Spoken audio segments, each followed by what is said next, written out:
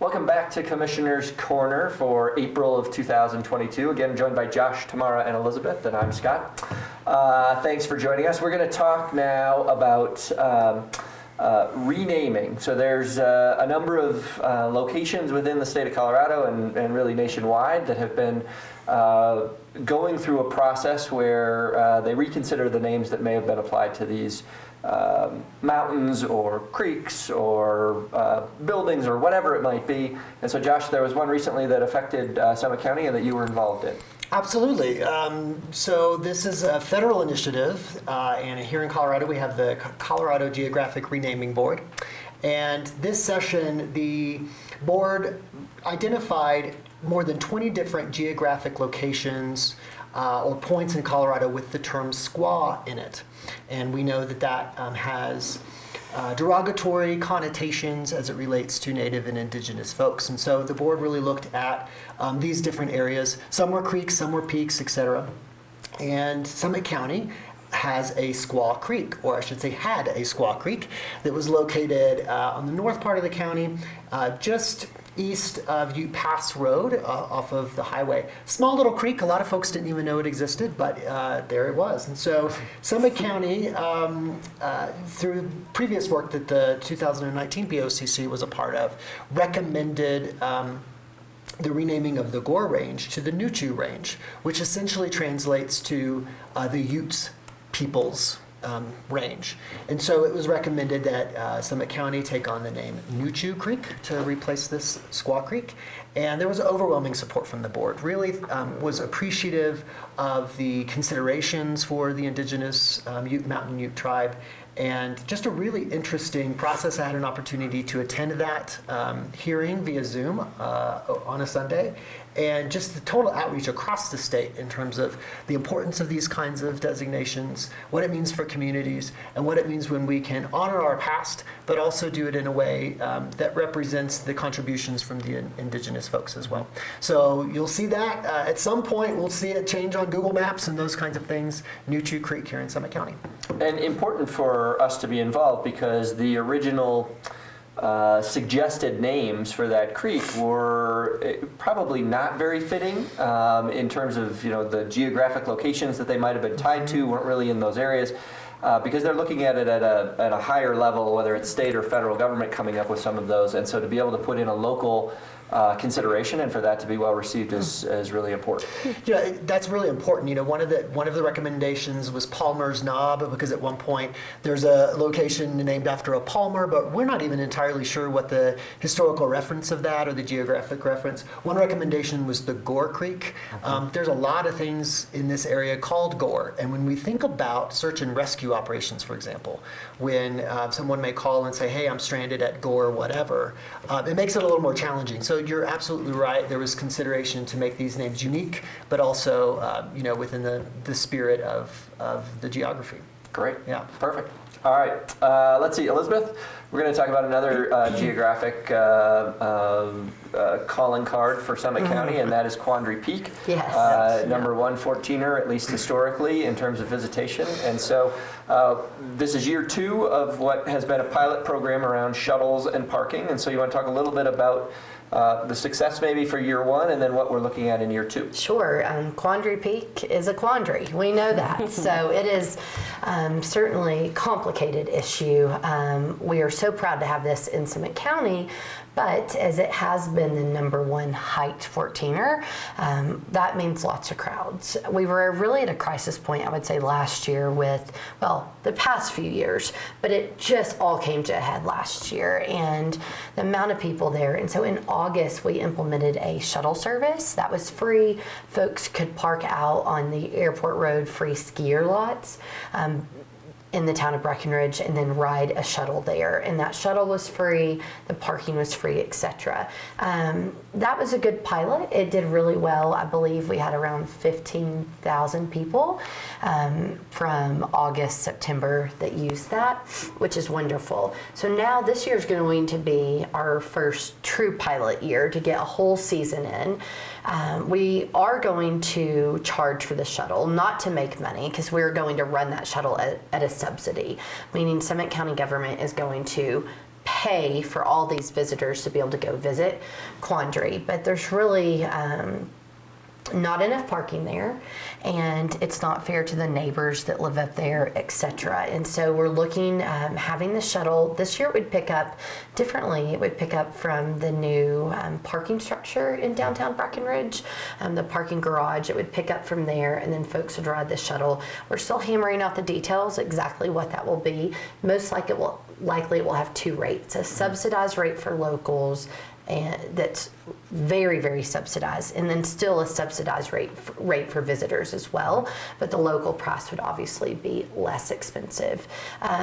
Just like last year, there's dedicated parking up there that is monitored, controlled, and then the sheriff's office has the ability to write tickets for people if they're parked on county roads, blocking driveways. There was a lot of issues with emergency access.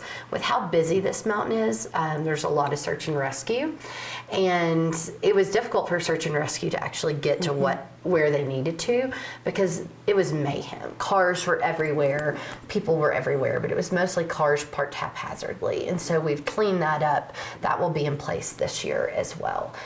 We want people to enjoy it. We're proud of this, but with that overcrowding, a lot goes along with it. You've seen across the state, Hanging Lakes and Maroon Bells both have kind of implemented a reservation and shuttle type system.